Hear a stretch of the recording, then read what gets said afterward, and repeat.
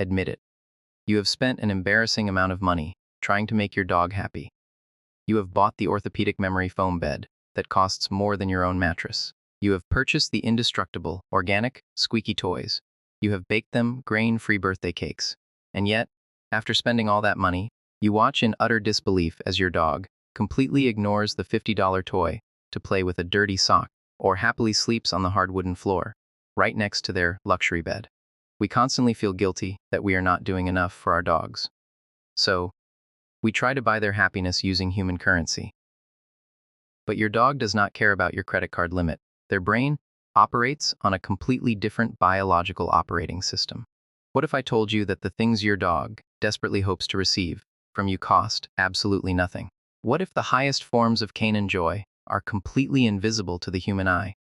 Today, we are going to look at 5 incredibly simple, slightly weird things your dog absolutely loves, but you are probably rarely doing. Welcome back to Petpsyche. Today, we are opening the behavioral psychology file to reveal the secret wish list hidden inside your dog's DNA. To truly give our dogs the best life possible, we have to stop treating them like spoiled human toddlers and start honoring the ancient, instinct-driven predators they actually are. Let us decode the 5 things your dog is begging you to do. Number 1, the Sniffari walk. Humans treat dog walks like a military fitness boot camp. We put on our running shoes, grab the leash, and march forward, marching our dogs along at a brisk pace to burn off physical energy. And every time our dog stops to sniff a fire hydrant or a patch of grass, we yank the leash and say, "Come on, keep moving." You are ruining the best part of their day. To a dog, walking is not about cardio, it is about information gathering. When they stop to sniff a tree, they are not wasting time. They are reading the neighborhood P-mail. They are using their incredibly powerful olfactory bulb to decode who walked past, what they ate for breakfast, and what their stress levels were.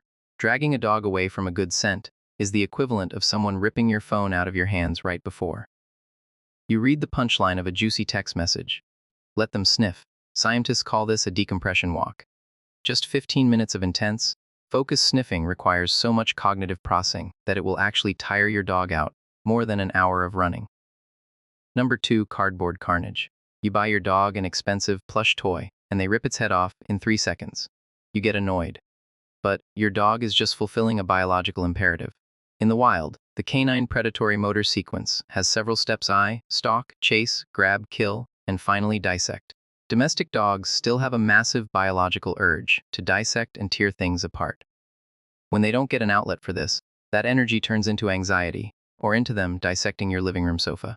So, give them what they want: controlled carnage. Give them an empty cardboard box. Give them the cardboard tube from the center of a toilet paper roll. Fold the ends, and hide a piece of kibble inside. Let them tear it to absolute shreds. The physical act of ripping paper, cardboard fulfills that ancient predatory drive and releases a massive wave of dopamine in their brain.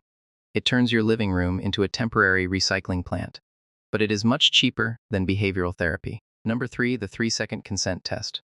As humans, we are obsessed with touching our dogs. We constantly pat their heads, stroke their backs, and ruffle their ears while we are watching TV. We assume they love it, but imagine if a giant roommate came up to you and just started rubbing your head every time you tried to relax. You would hate it. Dogs crave autonomy, the power to choose. Try the 3-second rule. Pet your dog for exactly 3 seconds, and then completely stop and pull your hand away. Now, watch what they do. If they lean into you, nudge your hand with their nose, or paw at you, they are giving you enthusiastic consent. They want more. But if you stop, and they just sit there, look away, or walk away, they were just tolerating you. Giving your dog the right to say no, thank you to physical affection builds a level of trust that most owners never achieve. Number 4, the physiological mirroring. You are sitting on the couch, and your dog lets out a massive, dramatic sigh. It sounds like a middle-aged man who just finished doing his taxes. Most owners ask, "Awa, what's wrong? Are you sad?" They are not sad. That deep breath and heavy exhale is a biological reset button. It stimulates the vagus nerve, which runs from their brain to their abdomen, signaling their autonomic nervous system to shift from alert into deep rest mode. But here is the secret. Dogs are highly empathetic mirror neurons machines. They want you to rest with them. The next time your dog lets out a heavy sigh, look at them. Take a deep breath yourself, and let out a dramatic, heavy sigh right back. You will literally see their eyes soften. You are speaking their biological language and telling their nervous system, I am relaxed too. We are safe. Number 5, masterful loafing.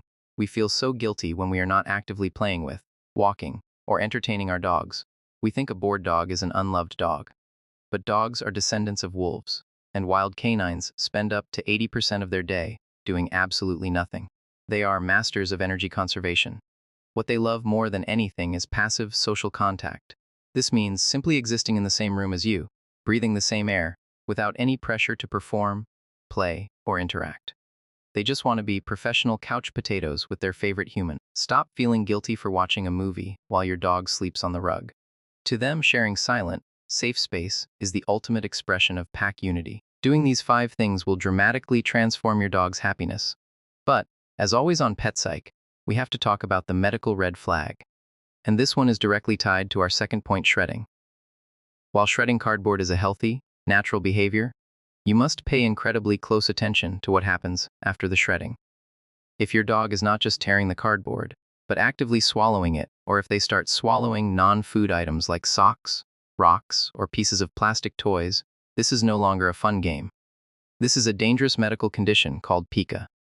While pica can sometimes be caused by severe behavioral anxiety, veterinary science warns that the sudden onset of swallowing inedible objects is often a desperate attempt by the dog to soothe severe gastrointestinal issues, nutritional deficiencies, or liver disease.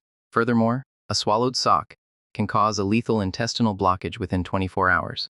If your dog is eating things that are not food, skip the behavioral training and immediately book an X-ray with your veterinarian. Loving a dog is not about buying them the world. It is about understanding their world. When you let them read the neighborhood P-mail, when you give them the autonomy to say no to a pet, and when you let them safely unleash their inner wolf on a cardboard box, you are telling them that you love them for exactly who they are. Which of these 5 things are you going to try today? Does your dog let out dramatic sighs that sound like they work a 9-to-5 job? I want to read your funniest stories. So please drop them in the comments below.